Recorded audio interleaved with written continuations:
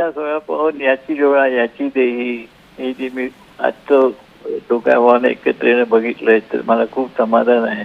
आणि महाराष्ट्राच्या आणि मराठी माणसाच्या भल्यासाठी हे दोघे निश्चित यापुढे पाऊलवाट करतील आणि मराठी माणसाचं हित कसं होईल याची त्या दोघांच्या दृष्टीकोने फार महत्वाची आजची मनोमिलन आहे.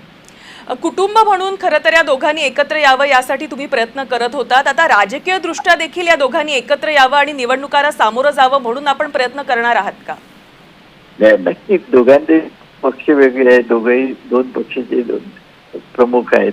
ते दोघे एकत्र बसून पुढचा विषय विनिमय करतील आणि दोघे सुन्न असल्यामुळे दोघांनाही जाणीव आहे की मराठी माणसाच्या आणि महाराष्ट्राच्या हिताच्या दृष्टीने आपण तिथं पाऊल ठरलं पाहिजे. चंदूमामा वैद्यजी, तुम्ही स्वप्न पाहिलेलं दोन्ही ठाकरेंना एकत्रित पाहण्याचं, एकत्रितरित्या निवडणुकांसाठी म्हणून आपण स्वतः या दोघांच्या गाठीभेटी घेणार आहात का? या संदर्भात आपल्याकडून काही आपण पाऊल टाकणार आहात का?